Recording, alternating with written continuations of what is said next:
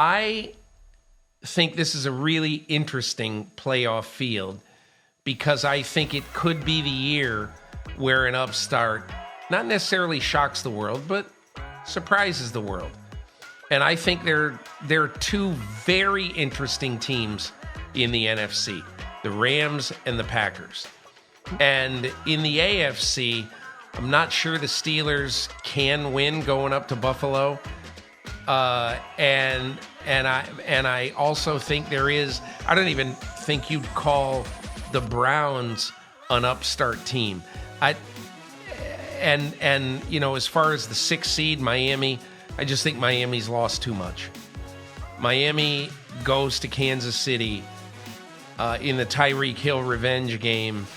But the question is, after having struggled on offense so much at times this year, including Sunday night against Buffalo in a game they had to have and couldn't get, a team that struggled so much on offense, how is it going to react to playing in 0-degree weather or whatever insanely cold night it's going to be in Kansas City? But, Myles, I'm going to give you my upstart team, and then I'm going to ask you for yours. And let's just have 30 seconds each on why they're our upstart team. I say the Rams. Not necessarily, I don't necessarily think they will beat Detroit. I just think that's going to be a great football game. And the Rams, this has nothing to do with the Matthew Stafford, I'll show you game. Matthew Stafford's not mad at the Detroit Lions. He's grateful that he asked the Detroit Lions for a trade, and they traded him. So this is not Matthew Stafford. This is Matthew Stafford coming back to Detroit with love, not with hatred or vengeance, you know. But I just think the Rams interest me so much because of all their rookie and second-year player weaponry, both on offense and defense. And I just think they're a fascinating team. And look, if they beat Detroit, they're going to go into San Francisco. Probably. They're going to go into San Francisco, and I think that is going to be a hard game for the 49ers. But what say you? Who's your upstart team?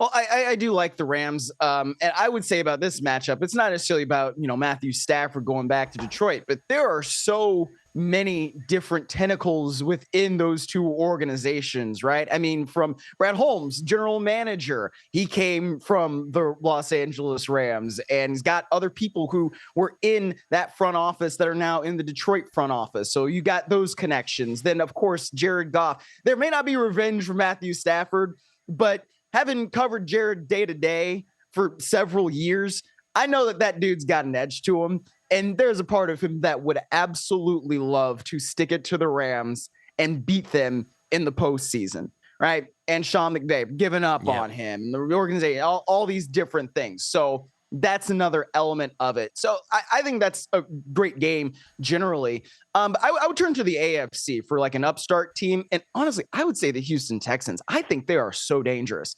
And Peter, the way that CJ Stroud came out, throws that absolute bomb to start the game against the Colts, man, that was as impressive as a throw as I've seen this year. I mean, you just go back and you drop and you plant your back foot and you just yak that thing down the field as he did. I mean, and it hits the receiver in stride. I mean, it's amazing. And what D'Amico Ryans has done with that team to come out and be a division winner in year one after the absolute slog that organization has been through over the last several years. I find it to be really, really impressive. Nick Caserio did a great job of also getting Will Anderson, right, after drafting C.J. Stroud. And we don't necessarily talk all that much about Will Anderson, but he's had a really, really solid year as a first-year defensive end. So, as somebody who grew up loving watching the Cleveland Browns, man, I would have rather have seen the Browns play Jacksonville than, having to go to Houston and play C.J. Stroud because, look, we saw that Jacksonville, well, they have a lot of flaws, which is why they lost to the Titans. But, man, I think that when you have a team that is young and sometimes they don't know what they don't know, and you got D'Amico Ryans, who has experience coaching in the playoffs, not necessarily as a head coach, but obviously with San Francisco, did a lot of things there. that team is dangerous, right? I think they can beat the Browns. I think they can go to Baltimore and keep it very competitive, maybe not win, if that's where they end up going, but they can also do some good things. If Kansas City happens to lose, they got to go to Buffalo. I think they're dangerous there too. So I'm really interested to see how Houston handles things this week. That leads us into our games of the weekend. Okay, there are 6 games, 2 Saturday, 3 Sunday, 1 Monday night. Though I don't know if Philadelphia Tampa can be called a game, because Philadelphia is the most collapsible team, or the most collapsing team entering the playoffs that there has been in years. Anyway, I want each of us to pick now, and I'll start our game of the weekend. And I am going to pick game 1 of the 6, Cleveland at Houston. And look, I think I would say that of all the units on both sides of the ball, when relatively healthy, all the units in the league, there'd be 64 offensive and defensive units combined. Okay. Number 1 right now probably is the Cleveland Browns, and on defense. And when I look at the Cleveland Browns on defense, one of the things that I think is that they're going to make it very difficult for CJ Stroud to have a moment's peace in this game. Their secondary is going to make it difficult. They're banged up a little bit, but their secondary is going to make it difficult to give CJ Stroud a lot of real open looks. So I think that this is going to be a fun game, because CJ Stroud is also going to be a huge challenge for the Cleveland Browns in a weather-controlled atmosphere. I like both of these teams. I love both of their stories. And Myles, I'm going to that game on Saturday. And I'm going to go to 2 games this weekend. And so I had my choice on Saturday. I either go to Houston to see Cleveland-Houston, or you go to see Tua versus Mahomes in prime time. And most people would say, geez, you want to go see Cleveland and Houston, this 5-4 matchup, all that. And I just said, damn right I do. They're new.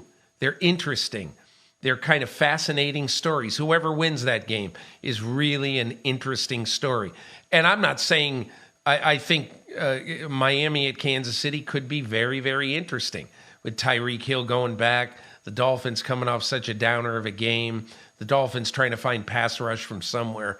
But I think I'm most fascinated by Cleveland at Houston. What's your game?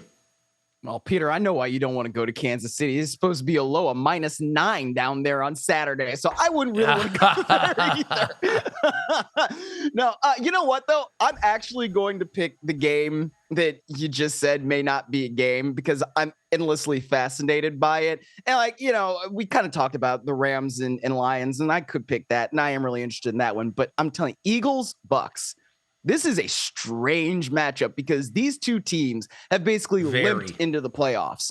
I mean, it's weird, right? You get the Bucks. All they needed to do was have a good showing. They could have beaten the Saints at home, and they would have clinched the division right then. And then they could have done whatever they needed to do against the Carolina Panthers in week 18, but they lost to the Saints, right? They did not play very well. Baker Mayfield gets broke up a little bit, and then they go to Charlotte. And I watched all that game, Peter. They did not look very good against the Carolina Panthers. Defensively, yeah, they had a great game, but everybody has a great game defensively against the Carolina Panthers, unless you're the Green Bay Packers, apparently. So that, to me, is why this is so fascinating. You've got two teams that are not playing well, right? You got Baker Mayfield, who has not played well over the last couple of weeks. He's dealing with injury. And you've got the Eagles, who have just absolutely fallen apart.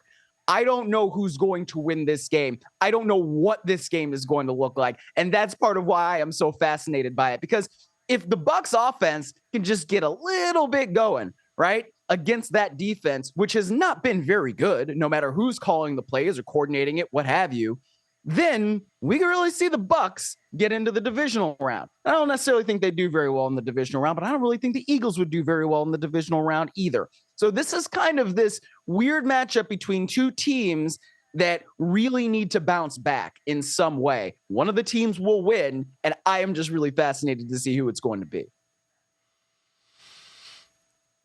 Myles, I'm going to end segment 1 of the podcast with my I'm just saying note of the playoffs. Okay. And I'm just saying that Mike McCarthy better not lose to the Green Bay Packers. Because Jerry Jones has already said, well, let's see what happens in the playoffs when asked about the job security of his head coach. So, I'm just saying, and I've said this for a long time, if Bill Belichick is on the street, remember 21 years ago, everybody said, oh, why is Jerry talking to Bill Parcells? Parcells will never go work for Jerry. This just in, he did. And even if you ask Parcells off the record these days, he'll say, I enjoyed working for Jerry, because he did. Hi, I'm Mike Tirico, and thanks for watching. Make sure to hit subscribe for the latest news and highlights from NBC Sports.